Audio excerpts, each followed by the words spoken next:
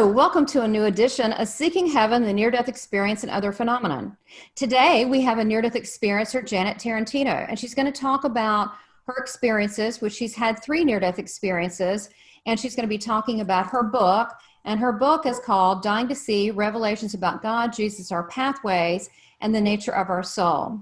She's also going to be talking about who these undercover spirit agents are, that she would like to describe to us. Let me give you a little background first with Janet's bio. She describes herself as a retired network coordinator, inventor, NDE speaker, as well as an author and a NDE researcher, and a caregiver, and a mother, and even a better friend.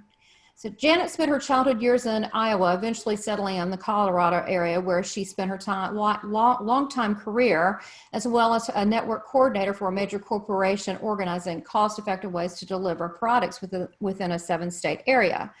And I believe that Janet's still in the Colorado area, beautiful area. What Janet didn't know at the time was that God had gifted the extensive analytical and coordinating skills for even a higher purpose. Janet speaks about her near-death experiences and other spiritual experiences in her new book, which is Dying to See, and you can buy that on Amazon, and we will provide the links to you. Her marvelous stories about angelic guidance in a mortal world, spirit communication, pathways, soul contracts, and more. Janet says many readers said her story has brought clarity to spiritual experiences of their own.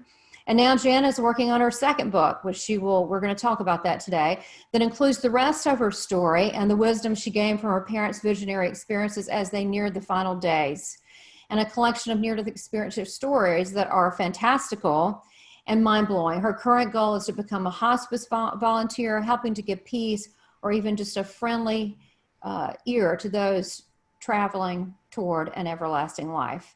So I want to thank you today, Janet, for being here. We're going to cover a lot of things. So I want to first start with, maybe we're jumping the gun a little bit, but you've teased us to say, who are these undercover spirit agents? I want to welcome you, and maybe you can answer that. Oh, thank you. Thank you. Yes, in my 3rd near-death experience, I saw Jesus, God, the Holy Spirit, and I also saw angels and other spiritual beings. Eventually came along the way, because communication doesn't end after you have a near-death experience. But I'll talk about that a little bit more, because when I describe that experience, you'll understand what I'm talking about as far as the highest, most secret undercover agent there ever is, and we have access to him daily. My spiritual experiences started as a little girl. Okay. I was 4 years old, and I didn't realize they were spiritual experiences, but I was pre-kindergarten, and my 2 brothers, who were twins, they're older than I, were in school, and my next door neighbor was in school too. So I was waiting for them to get home from school so I could have somebody to play with. And my mom was on the telephone. She was having a conversation with a friend of hers, and the conversation was about adoption. Well, I was curious as to whether or not I was adopted. So I asked her, because I was listening to her conversation, I was bored, am I adopted? And she said, no, silly, you are a little girl. But the next thing I came out of my mouth surprised me, and I never forgot it. I told her, I said, well, okay, but I'm going to die young. Well, her expression turned to shock, and she said, quit talking like that. But as I stood there, I wondered what young meant. And I had visions, 3 visions, specifically 3 visions. I don't know if there was more, but 3 for sure. And they were of different ages. But what I didn't realize was I was looking at my book of life, and that was the 3 near-death experiences that I was yet to have in the future. Now, let me ask you this. I'm curious. I feel like on some level we agreed to have some type of, experience. Maybe we didn't know what it was. What do you feel about that? Because it was, you said, written in your book of life. I feel like before we get here in this forum, don't you think there's an agreement that takes place? Yes, I do. And I cover that in the books too. And I believe I had these were ways of cracking open my consciousness to the true nature of heaven, and that it's actually here with us as well. And maybe I was a hard nut to crack, I guess. Maybe it took 3 experiences to really break through to me. I mean, each time I became more aware. But the first time but they were so far apart. Okay. I didn't make the connection, because the first one was when I was 15, and that was when I had a terrible illness. Was just before high school. I was changing from middle school to high school, and I was so excited because this was the dating age, you know. I get to go to school dances and sports and wear everything. makeup and high heels. And wear makeup, yes. So I had worked the previous to the summer to earn money for clothing. I wanted to look nice. And so Mom asked what we were going to use our money for. And I said, I'm going to buy clothes for school, and which I did. But we went on a picnic, the larger family, with our aunts and uncles and cousins. And it was a hot day. But in Iowa, you know, in those days, I mean, that was a long time ago. It was before air conditioning. So we spent a lot of time outside, you know, in the shade. And whether or not I got sick from food poisoning, I don't know, because it started a couple of days after the picnic, or was it E. coli? Because it was after I had gotten sick. The week next, when I was still sick, I overheard my mom tell my dad that they had discovered E. coli in some of the water at the park we were at. Oh. So I don't know if it was that. And I did do some research and called the park, but as it happened, they didn't start registering those things until 2 years after that experience. I see. So there was no confirmation of What kind of symptoms? I mean, were you just deathly sick instantly? I mean, what happened? Well, I don't remember exactly how it came on. I thought it was flu, and I was throwing up. I was having dry heaves, and I threw up so much I quit eating. And I wasn't eating anyway. You don't eat when you're sick anyway. But right. I was, and even drinking, because I didn't want to throw up again. Mom removed my sister from my bedroom. Because we shared that bedroom, and she slept in with me because she wanted to take care of me. Well, one particular night I felt so bad. I felt like, what I can explain is, death warmed over, and I could smell the sweat and the sense of death, and I had a vibrating, kind of, vibrating in my head, and even though I was laying down in the bed, I felt like I lost my balance and fell through the bed. I had actually fallen out of my body, is what I had done. Yeah, it sounds like an out-of-body thing. Yeah. Yes. So when I had blinked again, which I thought I was in my body, but I wasn't in my body. I was out of my body, but it was my spiritual eyes that was blinking. And I looked up at the ceiling light. Well, the ceiling light started turning to the right, and everything turned to clouds. My whole ceiling was now clouds.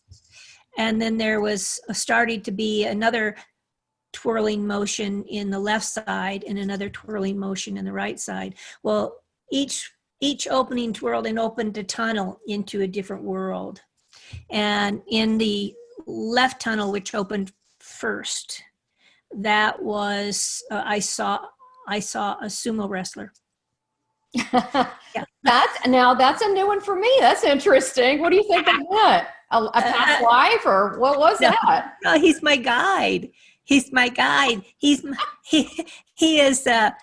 I later find out, because many years later, I find out. I go to this. I was drawn to this medium, and his specialty was connecting people with their with their heavenly guides.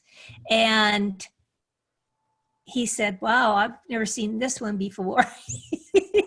Oh, that's what I said. I mean, he said, you must have really needed some protection. This guy's a sumo wrestler with a top knot in his hair. I said, oh my gosh, I saw him when I was young.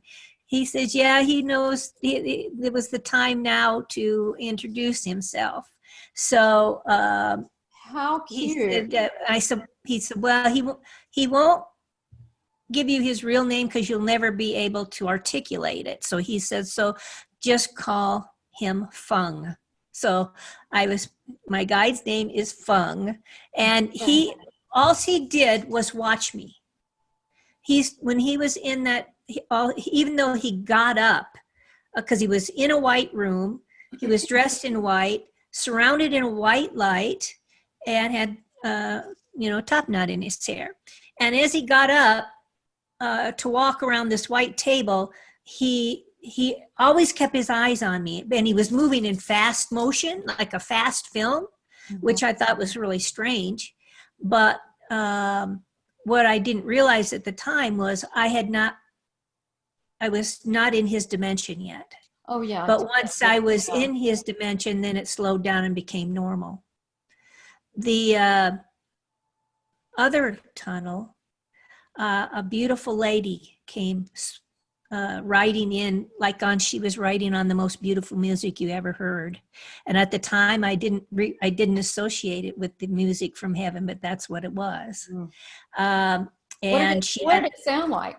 It was angel core, angels. It was kind of like angels and music. Angels and music. It was hard to explain because it was so beautiful. And that was when I was 15. That's a lot of years ago. But I remember it was absolutely beautiful. Was it actual words, or was it harmony, or was it melodic? I mean, what? Harmony, high harmony. And I would say more like the angels. You hear these angel recordings and stuff on here, woo, I'm not good at that. But it sounded kind of like Halloween right there. No, I'm just kidding. Well, one of mine, it was that a drowning. It was like wah, but it was like a bunch at this. It was wah kind of thing, but better than that. Whatever that is. Yeah, whatever that is. It's a good thing that we're both not in the area of music, but something like that. Okay. Yeah. So, but who was this woman? She had a white lace dress on, and I was really interested in the lace dress because I had just earned money for fashion, for high school, and so that was my focus. And she was in her tunnel talking telepathically with the other, with the sumo wrestler, but I wasn't allowed to listen to that conversation, or let's put it this way. I wasn't allowed to remember that conversation because when she came floating in, I thought of her as the music box lady because of the music and what I could associate it with at that time. I can see that. That makes sense. And I also thought of her as Daddy's little girl. And so when she moved, they talked, and then she moved up and away. He stayed with me. And then I thought of her being put up on a pedestal by her daddy. And then eventually she came back and she talked to him some more. And then they all of a sudden transformed into these light orbs that glowed. And then they flew through me, or behind me. In other words, they just went behind me. And even though I didn't move, my intention to look behind me made it so. And then they flew out of the wall of the house and around to the side window, where they both watched me in the orb form, because I saw them turn. They were talking to each other and turn. So you were a little light ball. You said orb form. Just kind of explain to people. Is that it? A little light ball? A light ball. Yeah. In all my experiences, all the spiritual beings came and left as light orbs. Now, whether or not their wings were flapping that fast and the energy was creating the light, I don't know, because It's funny That's- though. You mentioned something earlier about the sumo wrestler moving very fast, but with me being a medium, we have to slow down because it's so fast over there. So not only with the orb thing, maybe that's how who knows, maybe see it because it's so fast over there, or maybe the true form we can't. Yeah, well, I Comprehend. think that's their way of traveling. Yeah, Because that's true. yeah, I think because when Jesus came, he came as a light orb and then grew up. Yeah, like the Yeah. vessel have. People have photographs of that, or like angel, and where they're light, and then they'll actually morph out. And during my third near-death experience, felt like I was an orb. I was an orb sitting in a wand of love, which I'll get to because this is really fascinating. Yeah. Well, anyway, the girl in the first near-death experience I discovered 40 some years later. I saw a picture on my mom and dad's refrigerator, which I didn't have at home, but it was of my daughter. She was at a simple pose that was, when I looked at it, I said, that reminds me of something. And then, bam, I realized it was my daughter's spirit that had come to me back then when I was 15, because she wanted me to get back in my body so that she could be born. But she wasn't going to be born, conceived or born, till 15 years after that experience. Oh my God, Janet, that is so beautiful and amazing. So that love, that it was so much love to come help you, and here you are, such a sweet little innocent girl trying to buy fashion clothes for school, and your daughter that's going to be in the future, which there is no time as we truly understand it, over there, came to help you, and that was the beautiful girl, which was your daughter. That's Well, I think, we had a contract, and I think she wanted me to be her mother. I believe we do pick out the people that we have in our lives or interact with. Some are put there for a reason, and that I find out later too. It's so fascinating how he coordinated all this for me, to learn.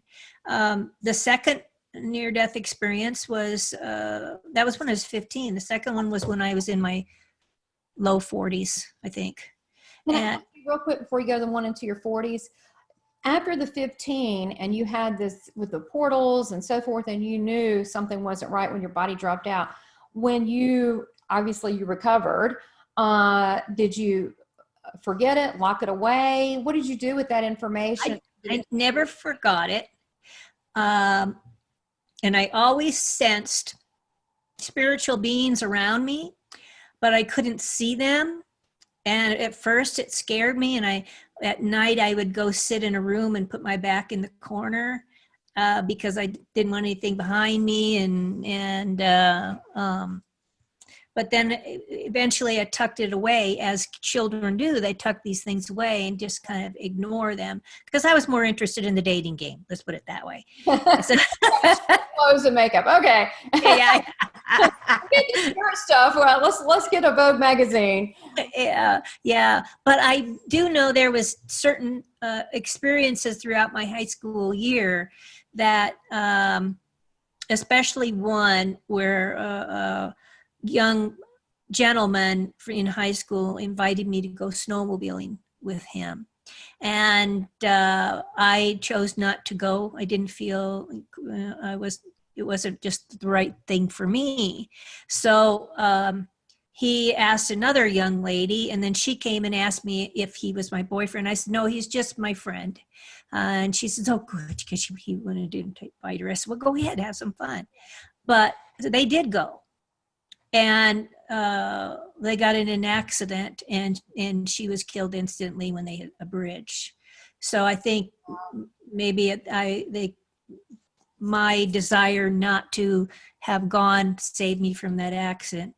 And also when I was 5 years old, Mom always made dinner, and we all gathered together at the dinner table. You Wasn't know, those those the days. days when people did Those were the that? I days. love that. You Yeah, know, we second actually ate together. Yes.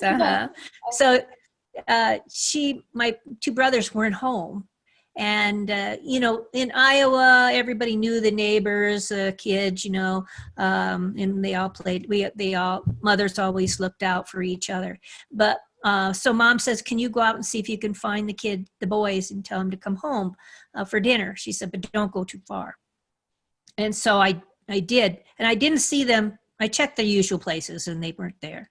And I checked up the road and there was this a man on his porch, and I knew he had kids, but I didn't know if my brothers knew them or not. And there was a house next to us and then a vacant lot. So I went to the edge of the vacant lot and I asked him, are my brothers in your house? And he said, no, but would you like to come in and check for yourself? Oh, yeah. So I heard this little tiny voice say, leave. Yeah. Leave. So I said no. And then I started leaving and then I started running. I ran all the way home. But I never told my mom about it because, you know, I didn't know what this was. You know, everything was supposed to be safe. So I think, but he ended up molesting a child that I know from that time frame. So it's interesting. I'm sitting here going, oh my God, I'm like totally forgot, but I had something similar. I was about 5, right before 5-ish, because it was before first grade. And same thing, that I was playing outside. We were at the time in an apartment, and I had a couple girls that were friends. We were playing, and we had built this plywood thing that we put up against a brick wall and a sheet. We made it our house, and we had our Barbies in it. And this guy drove up to ask him something, and he kept motioning for us to come to the car, and I knew not to come to the car. The other little girl came to the car. She ran off screaming to her parents. And I just knew, I just said, block him, you know, and not to know that I'm here. But kind of find out this guy ended up being a pedophile that had done this to several children.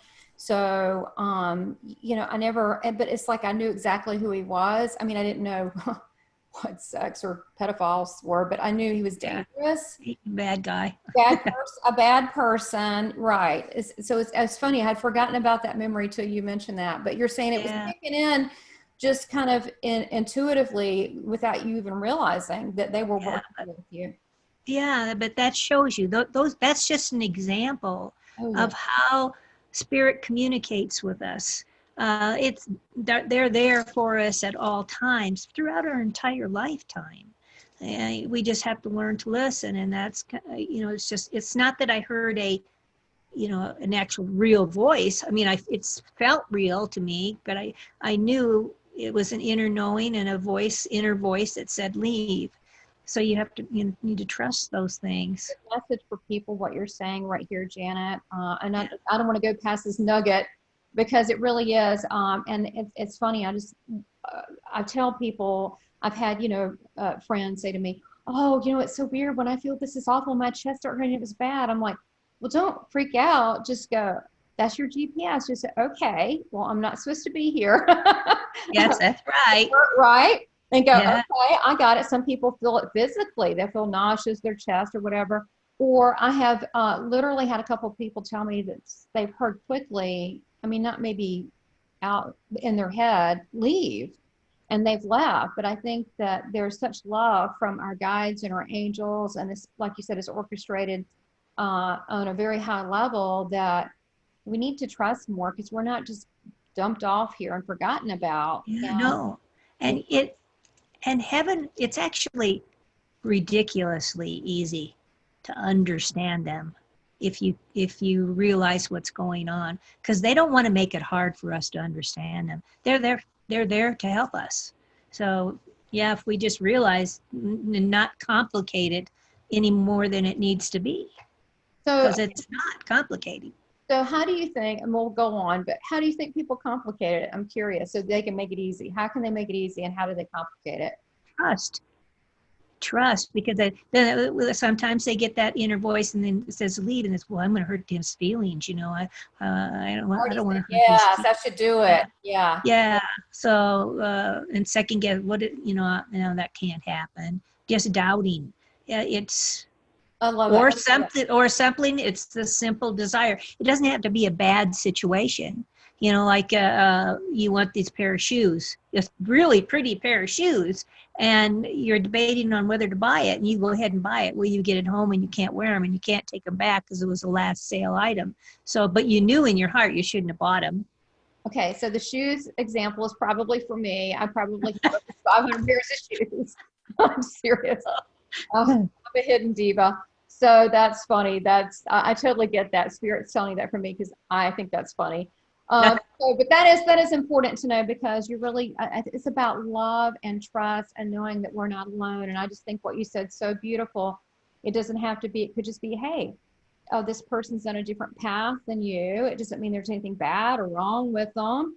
It could be that this is just not a good opportunity for you at this time, right? Yeah. It could be that simple, or it could be something else. So, all right. And so that changed you for us listening and the spirit people around, but then you basically got on with life, it sounds like. Yeah, I did. And then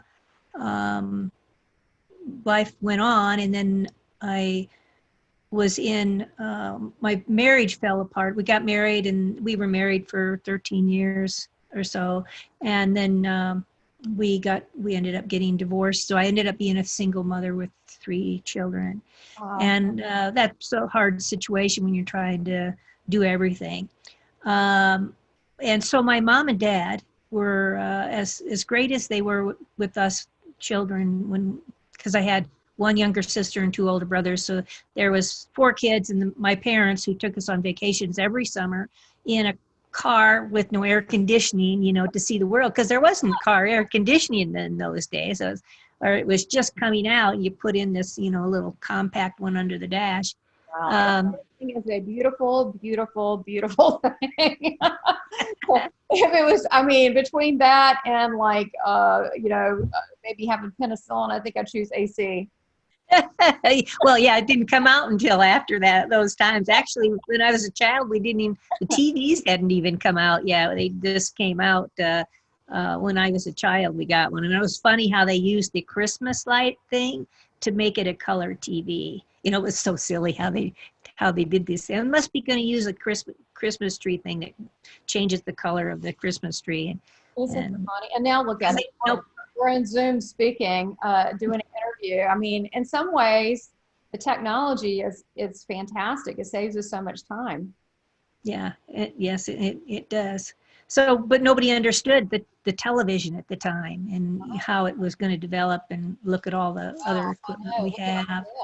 Yeah. For holograms, it's great. Yeah, so they said, Mom offered to take the kids for a month so that I could have a break and they could have some time with the kids. They were going to spend a couple weeks in Boise, and then they were going to take the kids to Disneyland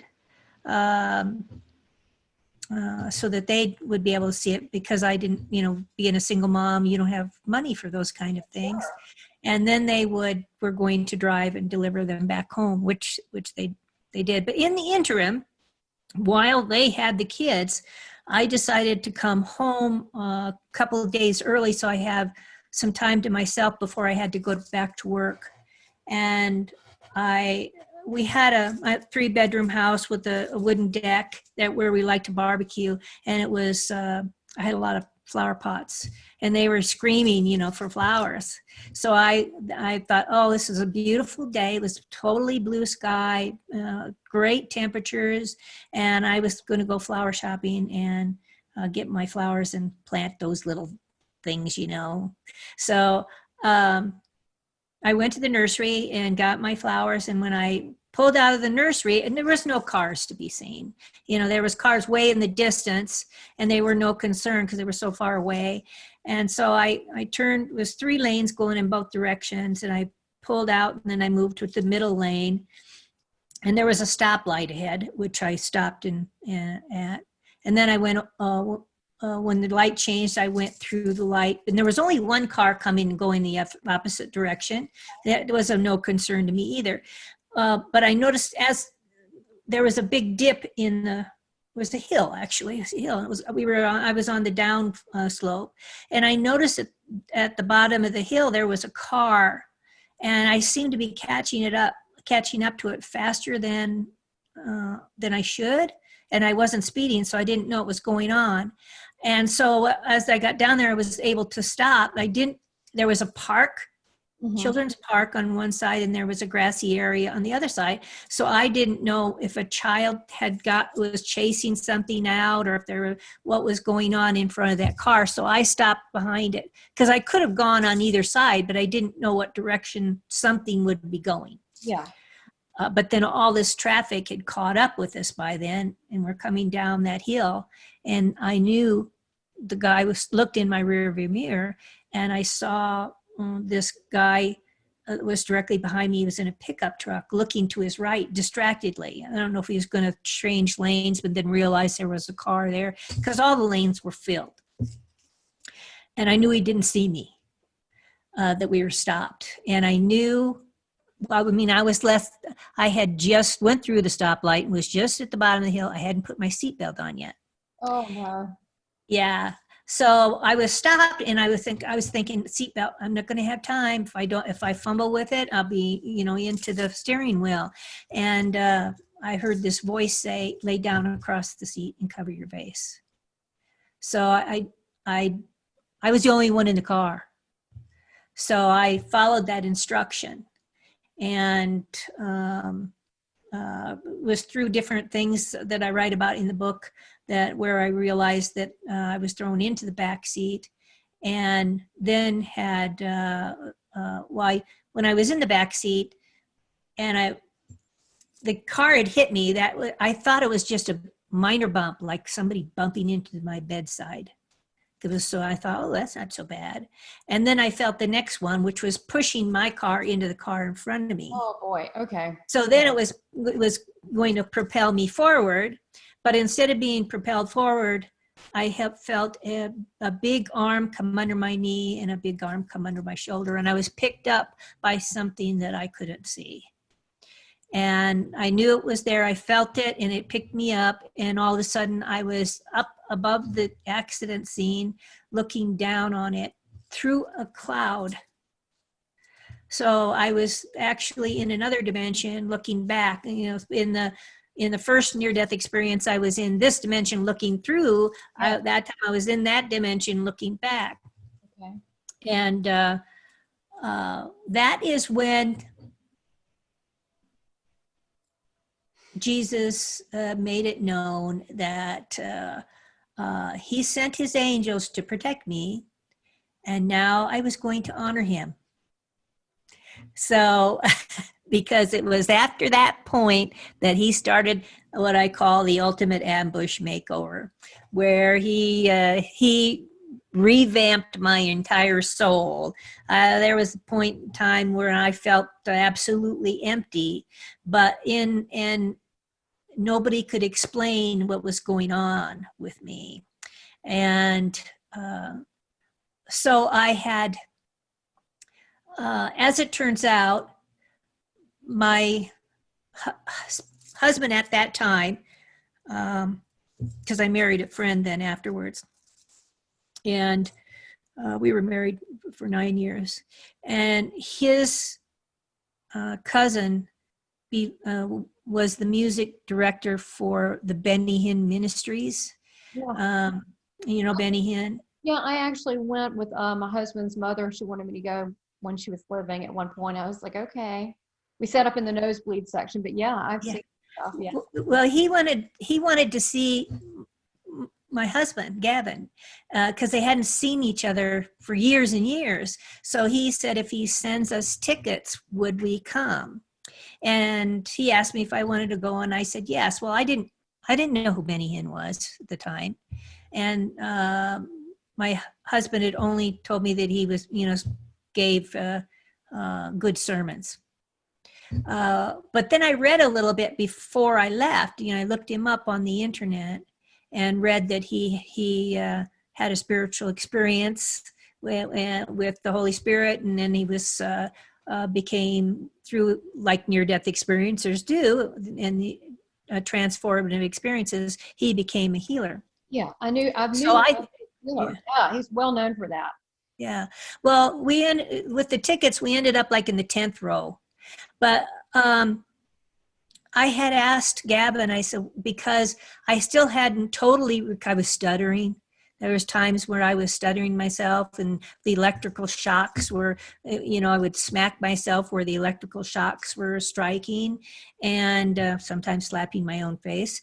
Yes, I did that too. So in meetings, no less, which was rather embarrassing. Yeah, you sounded like at that point in time in your life, you were kind of, you're going through a lot. It was my dark night of the soul, I guess you could say. But in my third near-death experience, he showed me that time frame with under construction. Isn't that cute? It was an under construction sign during that time frame. So he was remaking my soul to be what he wanted it to be. That is so cute, under construction. And you know what? Construction looks like a mess. Yeah, it was a mess. And so but I hadn't put that together, at the time. And so I asked Gavin to ask his cousin if he would put a good word in for me with Benny to see if he could heal me of all this stuff. And so his cousin said he would try, but he didn't know if he'd even see him. Anyway, as you get involved in the songs, the songs are, he touched me, Jesus, you're the savior of my soul, breathe upon me, breath of God. And my third near-death experience was created to answer that prayer. Really? How so? Well, first of all, while I was there and Benny had left the stage, before his healing session, I don't know if he goes out back and meditates or get himself ready or whatever. But anyway, we were still singing, and I felt a touch on my head, like the wand of Cinderella's fairy godmother. And I felt like tinkling, like this little stars coming down, and Cinderella was transforming into this little lady. Anyway, I did change from that point. I could start. Actually, him touching your head?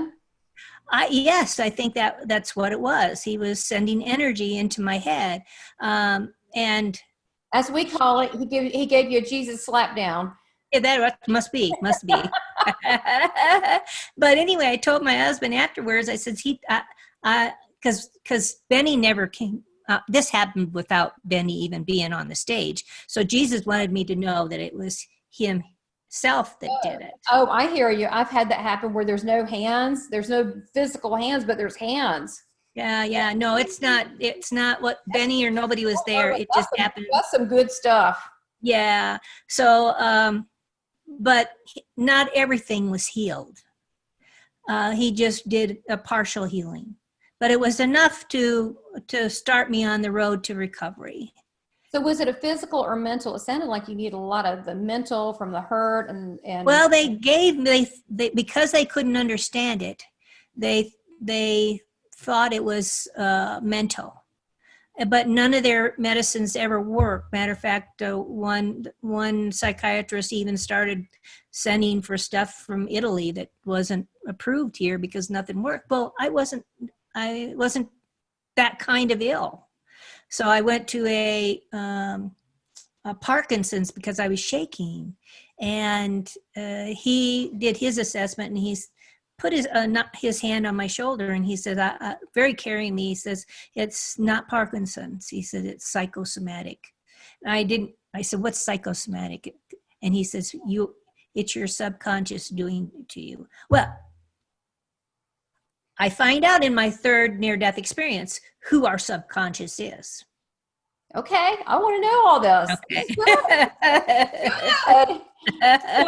Okay. So a few years go by, and as near-death experiencers do, they develop allergies. And I developed right there. What I have allergies. What kind of allergies do you have? Or Well, I had an allergy to man-made fragrances, like it was fragrance shampoo, plug-ins, could be aftershave. You know, it was anything that had perfumes in it. And yeah, mine is with the laundry detergent, the perfumes in it. it took me, I had to go through everything to try and limit it. Mhm. But it was that allergy that caused my third near-death experience. You're kidding.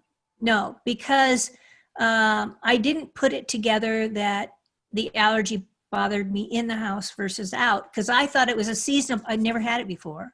I thought it was a seasonable allergy that would leave as the season changed, but it didn't. So I was very congested in the house, but it was due to the scented plug-ins, and I didn't know that, and they were next to my bed. And so at night I would take decongestants to clear up my sinuses enough for me to breathe.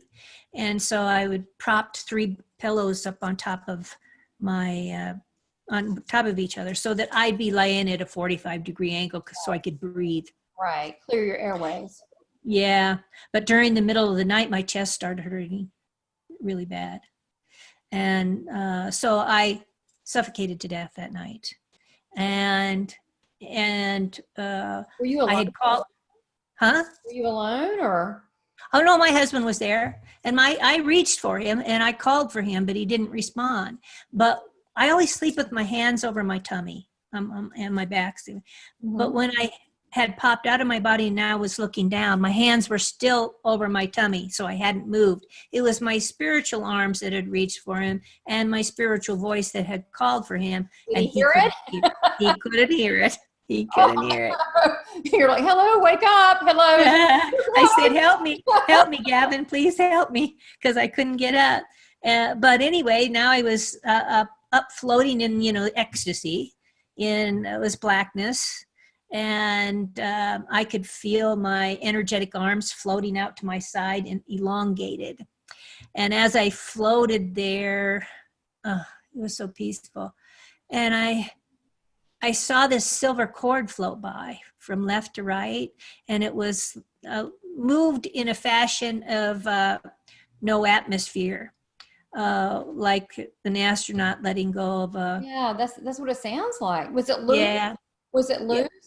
Well, it was kind of hooped, and it moved forward in front of me, and I didn't see the attachments wherever they were. I just saw it because I was wondering, what is that? Well, I didn't know it's in the Bible. It's in Ecclesiastics. When the silver cord snaps and the chalice falls over, you'll come home to me. I didn't know that until much later when I read the Bible. So then I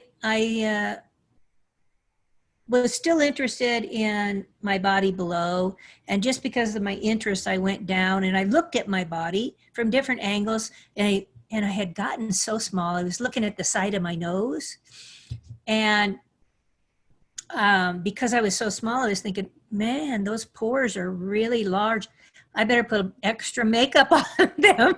So my entire life, I always put extra makeup on my nose, because although they're not large pores, I had gotten so small, and I was looking. You think it's so silly what you think about. You've got a fine nose. Your nose Yeah. So then I was back up at the ceiling, and I saw a pin of light in the distance off to my right from where I was floating. It would be my body was here, and it was coming off from the right. But I was interested in what was going on below because I saw something lifting out of my physical legs. And it was blue. It was the color of the sky. And it shimmered. And it was energetic. And as it floated up out of the feet and the shins and the thighs. And then it bubbled up toward me, and it drew up to me, because that was my remaining spirit that was left in my physical body. And I was my spirit from the upper half of my body. And I also knew that this was my portion of God's Holy Spirit. And it's through God's Holy Spirit that is our soul, that he always has guidance, that he is our advocate, like it says in the Bible, our advocate that is with us to help and guide us. So we have that, his guidance in us all the time. Not to mention, really, we have our thoughts, we have our memories, and everything when we're out of our bodies. So I want you to think about this. When you get in your body, is it your body seeing, or is it your soul seeing? I believe it's your soul that's all reading these books. It's our soul that are talking to each other. It's Definitely. Yeah, this vessel apparently seems to change. I'm gonna get a Brazilian model much taller next time. I'm your sports car. It's funny. Why would we agree to come back? But I guess you look at those blue-green eyes, and you, speaking of Jesus, you're like, well, okay. Yeah. But yeah, absolutely. Yeah. Yeah. And it's funny because the Bible describes the Holy Spirit as actually a person. But think about it. With our body, we're spirit, right? Yeah. We're spirit. That's what we are. He can transform into anything he wants to. He's energetic as well. Yeah, transport and so I was, when it all grew up together again, and I became morphed into not this blue energetic form. Now I transformed into an orb, and I knew that because I could feel my legs and my arms pulling in together, and my vision appeared to be like a fishbowl effect as it morphed into this form. And then once I was in the orb form, it was crystal clear again. So, and I was sitting in a wand of love. Well, I had sang to He Touched Me. I had sang to Breathe Upon Me, Breath of God. And what do little kids blow from these wands? Bubbles. So this was his way of letting me know that he had created me like a child had created a bubble with his breath. He had breathed new life into me. So so this experience here, and then also like with the at the show, the Benny Hinn, then the under construction, which was it a construction of the heart, meaning of the soul, of the heart? I think of my entire being. Your being. Because after that, then I did not feel like the same person that I was before. Matter of fact, Talk about that. Okay, I didn't feel like the same person, and matter of fact, I started introducing myself as Janet. All my life, everybody called me Jan. I was Jan, and it just, after that, it didn't suit me because she seemed like a different person. I was the updated, newer version, I guess you could say. The 4.0. Yeah, 4.0. Yeah, it was like, but and once God remakes your computer system, it's not a computer system, but per se, you don't reboot in one day like a computer does. It takes tuning, over periods of time to get you to, what he wants you to be. So, because your body has to adjust slowly. So, yeah, that was him adjusting me, and so. I'm more compassionate, huh? Oh, I apologize. I was just wondering I want to see the differences of who you were before and who you think you are now. But and then when you're done, if you could go back, I want to find out like how they found you and then how you were afterwards. Obviously they found you and you were resurrected. Oh, you mean from the third near-death experience? Yeah. Okay. Yes. But you said that. Go back to what you were saying. I didn't mean to. Well, yeah, after that experience, I became more compassionate, I guess you could say. And I didn't need quite as much sleep as I did before after the car accident. And then after the third near-death experience, then, my whole world was shattered because I had seen, that our spirit is the Holy Spirit, and that's our sliver of God that's living within us all the time.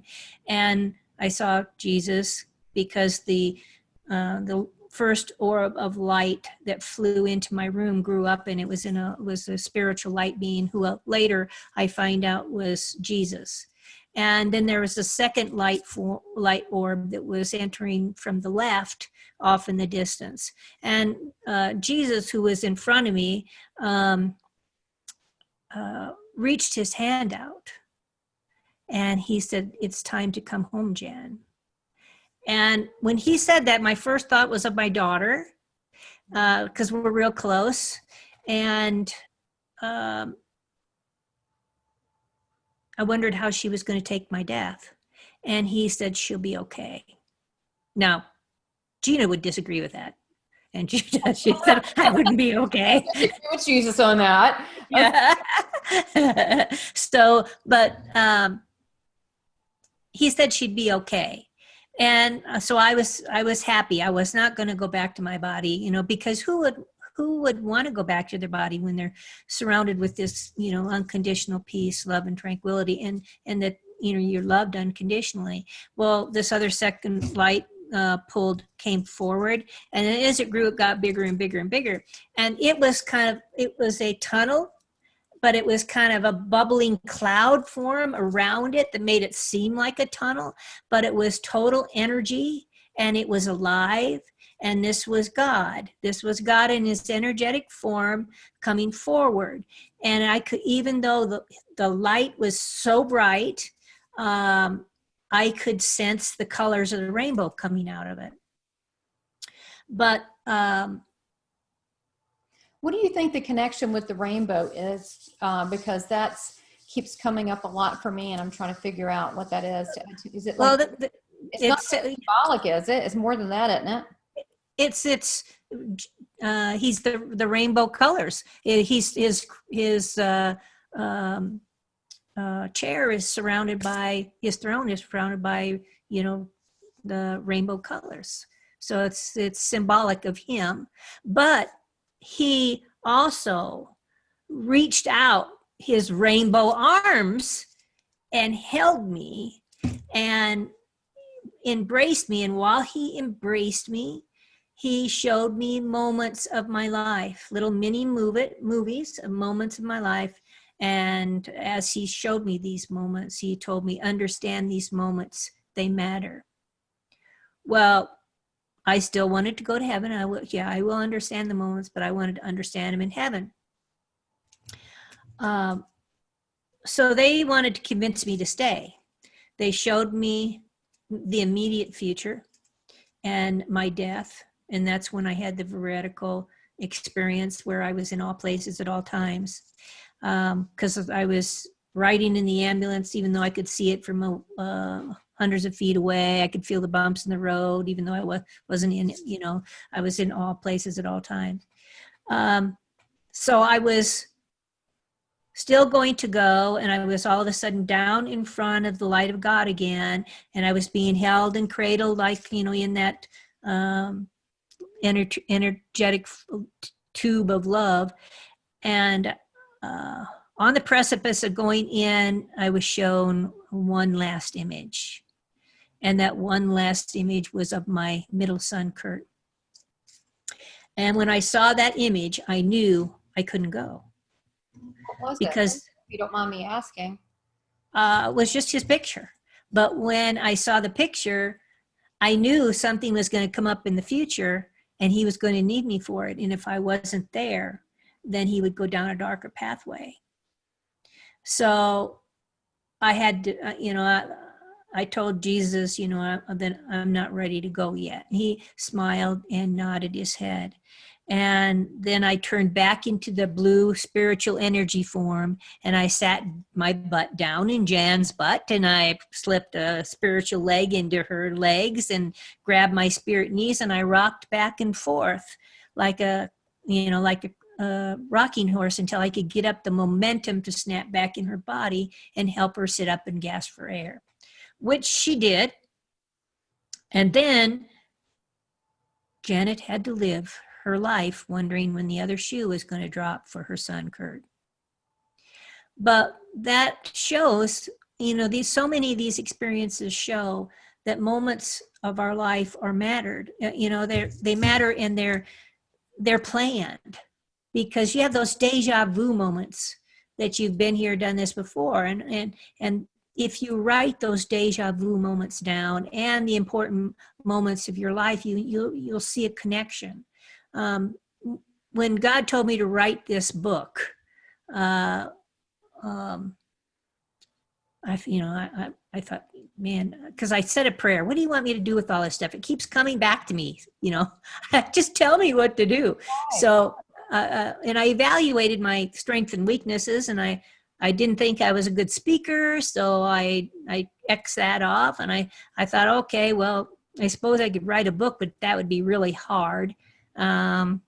Just tell me what you want me to do. Well, so I went to bed and I prayed about it. And the next morning I heard, because I made it I prayed in a way that I said, if you don't answer me, then that'll be my answer. So, okay. so I won't have to do anything. So, but the next morning I woke up and he said, make it about me. And then he showed me writing the book, and he showed me speaking about it. So then I thought, I sloughed around the day, kicking my foot, you know, I shouldn't have asked, you know, be careful what you ask for, you know, all those things, you know, now you've done it, now you got to do it, you know. So Right. Well, it's kind of hard to tell Jesus no, but yeah. I mean, you know, and eventually, I guess you made the right decision. Yeah. So you got the book. So you wrote the book, and so really, this is what that we were talking about, kind of the before the interview, is that the thing that intrigues me as near-death experiencers, their story is unique. It's always about the love, because it seems like the love of your son. That's one of the big reasons you came back, because of his difficulty, he was going to go through this. And it's always about the love they have for us, the love we have for others. That's the whole reason we're here. And that's a common thread with near-death experiencers.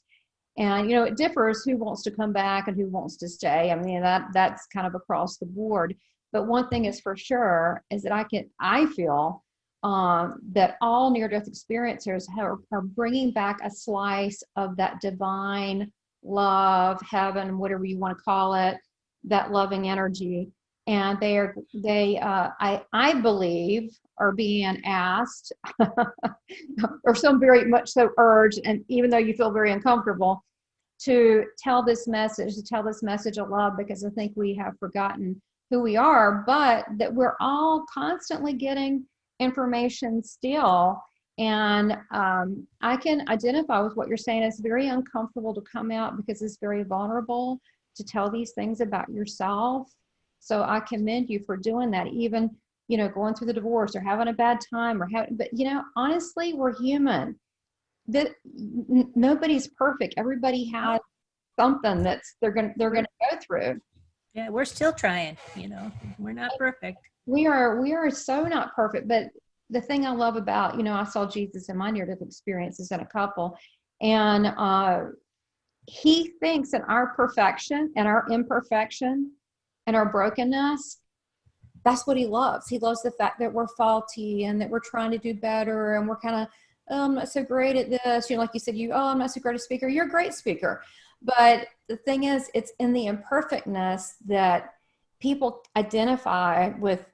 Hey, I'm not perfect either, you know, or that you have to be a real person, so people, you know, will know and hear the message. So now, how long did it take to write your book, and when did this endeavor happen? I know it's out. I know people can buy it. Yes, it took me probably 4 years. About 4 years, because I was taking care of my parents at the time. Oh, and as you speak about love, when I was sitting back down in my body, the message from heaven that kept echoing over and over again as I sat down in my body was, love is the only thing that matters. Love is the only thing that matters. And that's what echoed, and is the message that I was supposed to bring back, and it echoes in my soul thousands of times a day. I know you feel it too, and you weigh everything that you say to other people. I do. And yeah, even though we struggle with it, we do consider everything, you know. My gosh. So yeah, 4 years, because it was 24-hour care for my parents.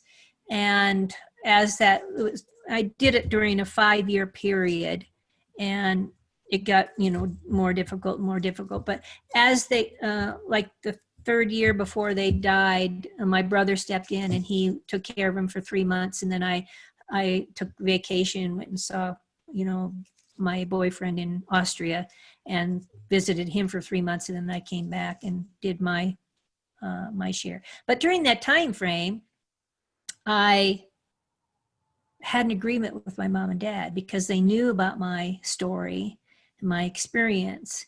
And so I said, would you guys share with me everything that you sense, feel, see during your dying process so that I can write about it and help others?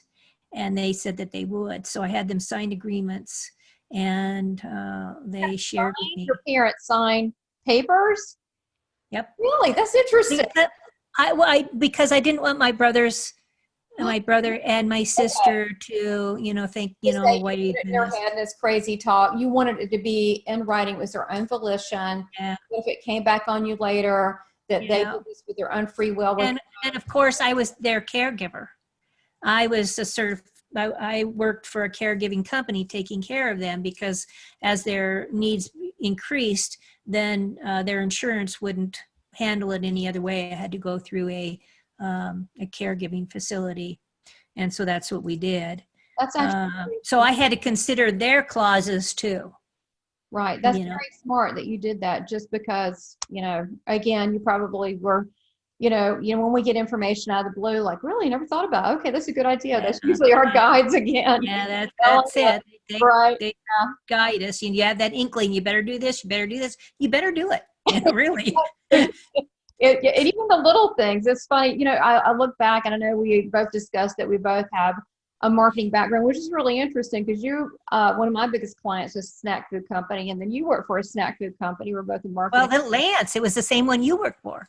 That is so weird. But I know it's so funny. But I look back those years, owned an advertising agency 27 years and was really into it, won awards and blah, blah, blah. And I love the creative part and the slogan writing, coming up with campaigns. But I look at my life and how I let it back down. And because this is not only we think as near-death experience, we're here to give, but we occasionally we get a little back some too. And I look and I'm like, I used to have these planograms and I would write all these things and planning the business. And now you know what my plan is?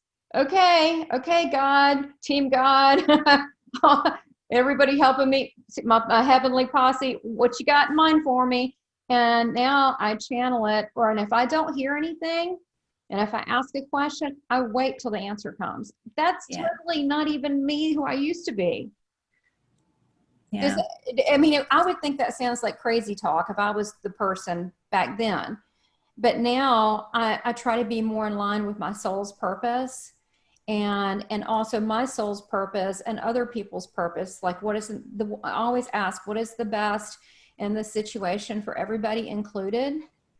And what is my part in that? And sometimes it's a small part and a passing part, and sometimes it's involved for a period of time, or maybe a longer period of time, or at a distant or remote. Sometimes I'm asked to help them remotely, like pray for them, intercede for them.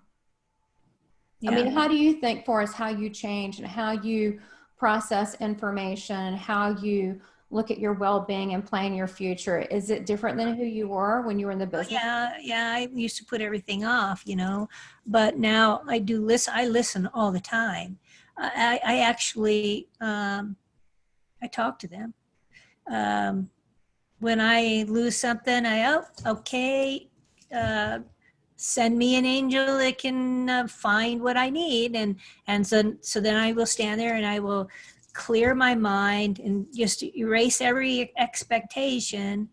And then I will wait for the first thought to pop up. And I go to usually where that is, and I will find my item. So it's just a matter of because they use thought implant to deal with this. Mm-hmm. Yeah, just like this is such an easy example, and this happens to everybody. you walk out the door and you hear a little voice and says, you left your keys. There you go. Or you left your paper. That's not you. That's your guidance system that's telling you that you forgot something and they're helping you. So you say thank you and you go back and get it. And you'll find the more you thank them and acknowledge it, it happens more and more. No, I agree. I try to thank them. I talk to God. I talk to Jesus. I talk to I feel like they're a staff.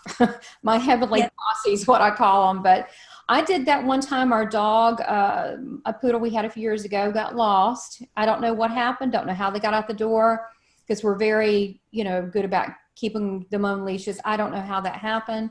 I think my husband went out and the door was cracked. And we looked 2 hours. I was panicking. She had dementia. She was like a little dog, 10 pounds.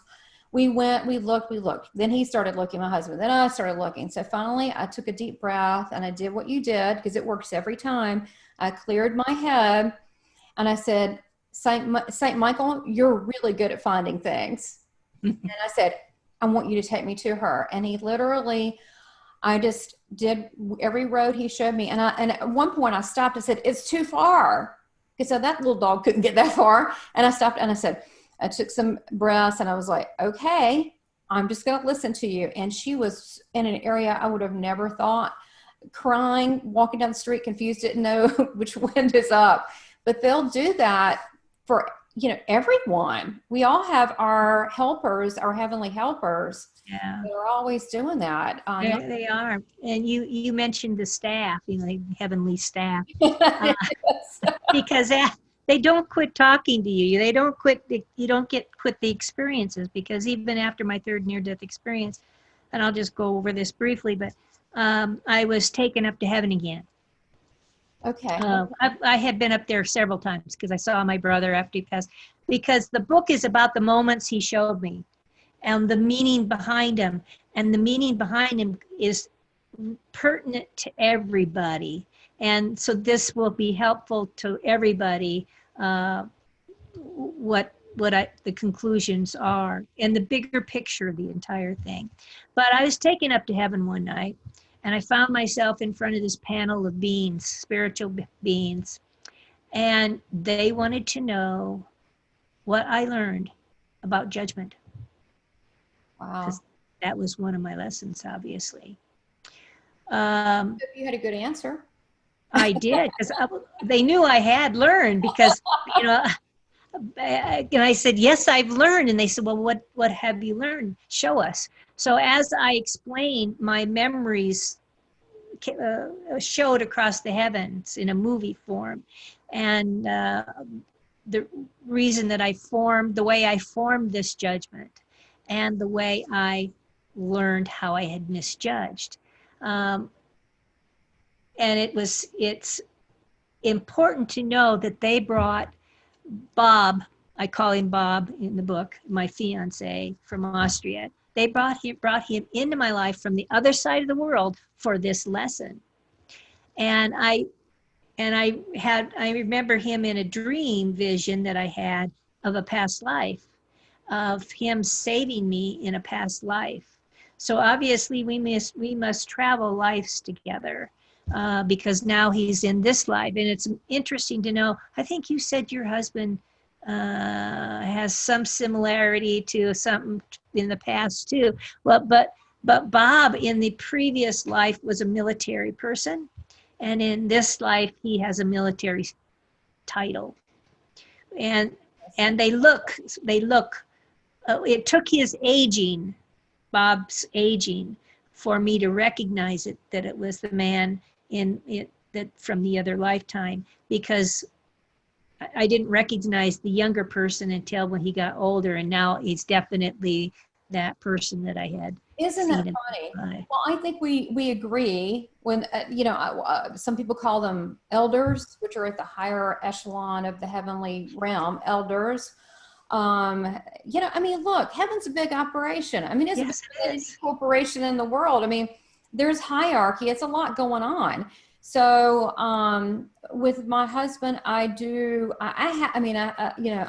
cheat, I have had a lot of past life regression, although I don't like calling it that, because is there really a past? I mean, where does Yeah, that, we don't know. where does that fit in? We don't really know.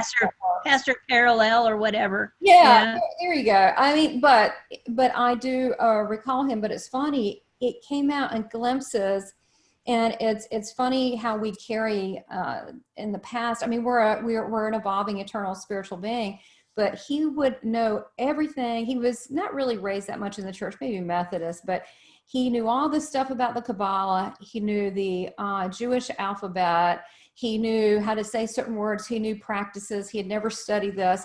But I remember in, World War, the first, with the whole Nazi thing, World War One, when we were married and I was Italian and he was Jewish. And we were taken into, I mean, I ran that thing so many times, but I remembered it was him.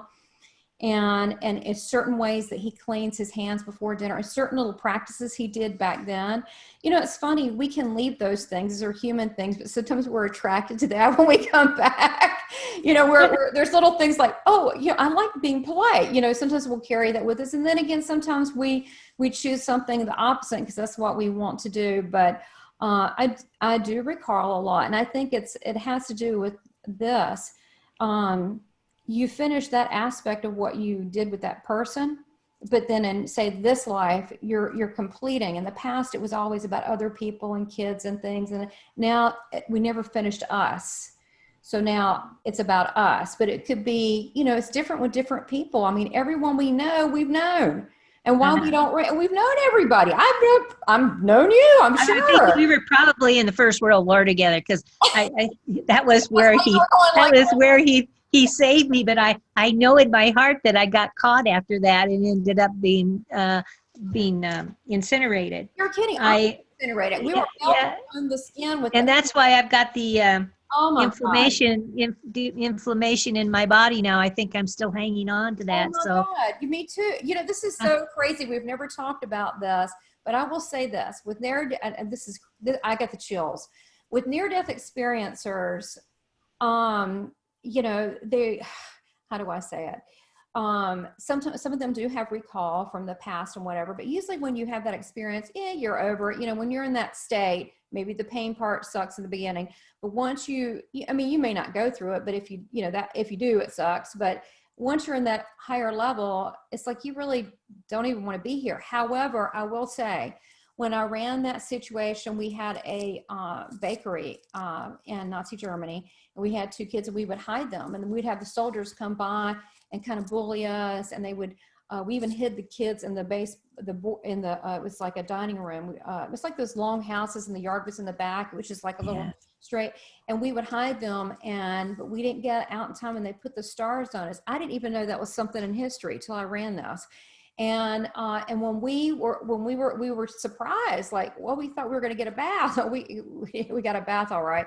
And when we were all as spirit people above these large buildings, like, I don't know, they look like airplane hangars, and all these mass graves, all these thousands and thousands of spirits, they usually just go, you don't care. But we all were above there and made a group agreement. And that agreement was, we would never let this happen again. And we would do everything in our power to spread more love and not let this happen. And there were things that were worse than death. And so I think we're doing that right now. What do you think? Yeah, I think so too. Because it was funny, after I got done explaining, and the story of the explanations and everything are in the book too, because Bob took me to places in the world where I understood, I saw things that I had criticized with other people, and then it made sense as to why we are a world of immigrants from other countries, and just because my parents dressed in a certain way and somebody else's parents didn't, or maybe it was actually his bathing suit. I didn't like my neighbor's bathing suit because it had limited coverage in comparison to my dad's, and I really hated that. Yes, Oh my he God. had on Speedos, and I carried that dislike for Speedos my entire life. And then, of course, as heaven works, Bob comes from Austria, where there's a lot of. He actually trained for the Olympics springboards and stuff. So what does he wear? Speedos. It's a very European thing, but you know, I think, I don't know about you, but heaven does have a sense of humor. I think, why did you do this? Yeah, and you're like, okay, and then you laugh. And sometimes I do feel them laughing. Now, I'll occasionally certain things come up. Well, Jesus will laugh with me, and he's very funny. And he'll say things like, I'll say something, and he'll go, "You already know the answer to that," and then he'll smile. And does he do with you too? Yeah, he's great. Great. So tell us about your second book. You're working on your second book, and that's going to contain how's that going to be different than your first one, and what are your plans for that? That's going to be more of my other spiritual experiences that I didn't put in that book because it was crazy enough, you know, with everything that I did put in there. But these are more experiences that I've had. And it will have more detail of my mom's and my dad's story. We talk about reincarnation, mom didn't believe in that, but then toward the end, she was having visions of it. And she said, I finally figured it out. She sat up and her eyes were glassy and she could barely sit up. She said, I finally figured it out. I said, what? She says, why we're eternal beings. We keep going in and out and in and out. And she was going like in and out, in and out. I said, yeah. And I said, you mean reincarnation? And she says, yeah. I said, yeah. And then she was sitting in her recliner. I don't know if it was before that or after that. I've got the calendar of events. She says, this is ridiculous. I said, what do you mean? She said, they're showing me naked men. And she said, she kept shaking her head. And then she'd giggle. And then she says, now they're showing me naked women. So I'm wondering if she was picking out her next body. That's what it sounds like to me. Yeah. Because when she talked about it again, I said, but we get some time in heaven before we have to go to another life. We make the choice. She said, it didn't happen that way for me. And I said, well, you know what you're going to be already? And she said, no.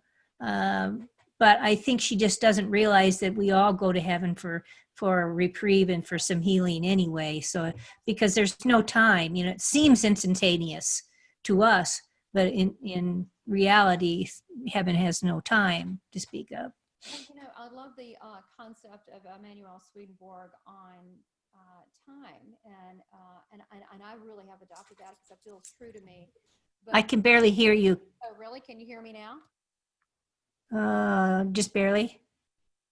Something changed. So we were talking about your mom and some of the, maybe she's looking at bodies to figure out what her next model is, and I believe you were talking about, Janet, that there is time in heaven, and from what I understand, I mean, you go over there needs to be some healing because maybe you're upset about looking at the life review. There's a couple areas you maybe you just missed it, maybe it was neglectful.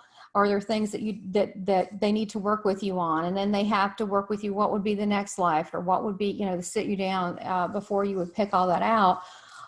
But because of eternity, I was talking about time with that, and Emanuel Swedenborg, he talks about eternity is really a state of beingness. It's not really forever and forever and forever. So when you're in that moment, which is how I perceive it too, is that, and when you're in that other dimension, heavenly dimension, is that during that time, it's like time almost stands still. It does feel like eternity, or you're in eternal state. But then as soon as we come back in this earth form, which is much more thicker, lower vibration, heavier, that tick, tick, tick, the time starts up again. Hence we get older, and then, there's decay here. There's no decay over there. So, talk about that and what you think about that. And also your mom, I'd like for you to finish up on that too, and about what's going to be in your second book. Well, I think that we do spend some time on the other side as well with this panel of being, because after I got done describing how I had learned judgment, it was time for me to go. And when I left, we were all laughing because they were happy that I had actually learned what they were trying to get me to pick up on. And I was happy that I had learned. And so I said, that was when I left, I remember shaking my head, said, that was so amazing the way you laid out this plan for me to learn. And so there's a panel that does help with this. So we obviously need to be over there for some of that, at least the lessons we want to learn. And yeah, she's there. My dad came back. He died 9 days before her. And he actually told us he was going to die before her, 6 months. And he was much healthier than her. And he came back to take her hand to help walk her to heaven, which they always said they would do. Now, what was their condition, both of them? They're just 90. They were old. They were just older. It's so funny because my husband always says, well, they, about just anybody, well, they just died of old age. And it makes me think, well, their body just fell apart. Yeah. But I guess after a certain time, the body's wear. They do. You just wear out. And so it's a multitude of things. They become stiffer and stiffer. And in actuality, when I happened to be taking a break in Austria because they were in pretty good shape when I left, and I wasn't really concerned. But Mom did say if she'd passed before I came back, she didn't want me to come back early because they weren't going to do anything until Dad passed. And but I was over there a couple weeks, and I received a call, and my sister-in-law said that the nurse had told them that my dad's death was imminent, which was surprising to me. But in any case, international travel doesn't happen fast because I was in Austria. So as I do, I knew we can talk to each other. So that night I went to bed and I asked Dad, are you there, Dad? And he said, yes. And I said, am I going to make it back in time? And he said, it'll be close, but I'll try. And so I did get back. And as I arrived in Boise from the airport, we started getting calls, hurry, he's failing. But he did manage to hang on, and I was by his side for 7 hours with him. And Mother was in equally bad shape. So my sister sat with her and I sat with my dad. But I fell asleep that night. And this is really interesting. And because I had been traveling for 17 hours to get there, and plus staying up to 7 hours. So I fell asleep. But for some reason, I was woke up at 1:30 in the morning. But I believe that was Dad's spirit waking me up. So when I woke up, his breathing had changed. And I thought I need to take pictures, movies, so I can show the nurse, if need be, if something changes. And so I started making many movies. And on the 4th movie, I caught his last exhale of breath, and I saw his energy. I captured his energy on film, leaving his body. That is amazing. And the fact he agreed to it beforehand. I believe that was the last effort of his agreement to share with me everything he experienced during his dying process. And in actuality, that's called a shared death experience. And that I was in the Stellar Speakers shared death experience group with the video, but they shortened the video. Like you said, they edited things, and it wasn't as good as the video that I originally had in there. But I am going to redo the video that I have because I've done it in a certain way, but now that I know how to do Zoom, I'm going to do my own videotape and add my own image to it. So when you do, let me know, and I'll put the link in there for that, because that is outstanding. I mean, just alone talking about, really, I would love to have you back on the show to just talk about that aspect. Kind of promote the second book before even that comes out, but about the experiences with your mother and your father, which are sacred. It's a whole different level of love. And then this capturing the spirit, leaving. I mean, that is incredible. I mean, that is such a gift to you and a gift to mankind. And also, I really a celebration to show that we live forever. Yeah, and it really wasn't a sad time.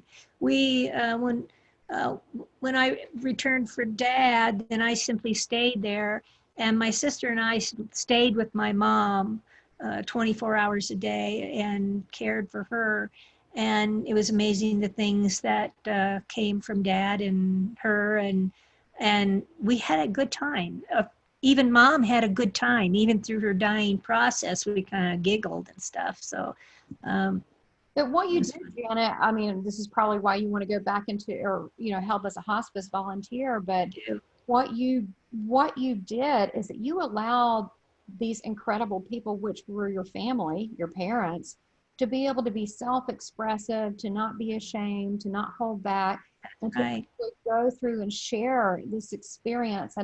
And for those that haven't had a caregiver situation, shared experience, it is incredibly intimate and very like an honor to be around someone. It is an honor. It is a huge honor that the way I look at it, God trusts you to be in front of these people. But the fact that you connect to spirit and you're one step into the other world, that you can also help communicate that. So I get that. I think that a lot of near-death experiencers kind of gravitate to wanting to help people in that area. But just your research on that alone, I would love for you to talk, you know, we'll hold a separate time just on the research and what is helpful, just the whole idea of crossing and passing over, and Yeah, I'd love to. how it can be more modernized and caring and loving, because God bless hospice nurses and doctors and nurses. Okay. I'm not saying that. God bless them. And a lot of them are very aware of this kind of thing. They just don't talk about it. But to be able to have someone like you who's had the experiences, who had such an intimate experience with their parents, and to record this, and to be able to be a leader, if you want to, you're like, I didn't know I am. Yes, a leader. We need a better formula profile for helping people cross, and that it's natural and it's normal and it's beautiful and it's a celebration, and allow the sharing. Nothing to fear. Get rid of the fear. So I commend you in what you're doing. Well, look, you have been an honor. You have spent so much time. I am very appreciative. And I just know that the people watching are going to be super appreciative. So tell us how, if people want to know about you, how to buy your books, how to get in touch with you, go ahead and tell us how to do that. Okay. Well, my book is Dying to See, Revelations about God, Jesus, Our Pathways, and the Spirit of the Soul. You can find it on either Amazon or Barnes & Noble. It's easier to search for my name because there's so many dying books out there now. So if you search for my name, you'll get my book. And it's fantastic. Of course, I have my links and stuff below. Yes. Are they going to be? Yeah. Absolutely.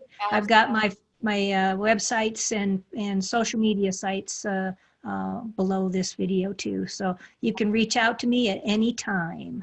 Perfect. Well, Janettarantino, you are truly an angel that has been brought back, and I'll have to disagree with Jesus, and Jesus, like you always disagree with me. But I'm glad you decided to come back. I always say that, one day we get to see each other all over again. We get to see each other on another level. So thank you for sharing your story, your heart, and all your time to really bring this information out to the public. And maybe we'll look at maybe around the holidays doing one just about the shared death experience and about how to modernize the art of dying, if you want to call it, as more of as a normal, non-shameful, loving experience. So thank you so much for your time. Thank you for having me. I had a ball. This was a lot of fun. Thank you. Okay. God bless you. Thank you. Yeah.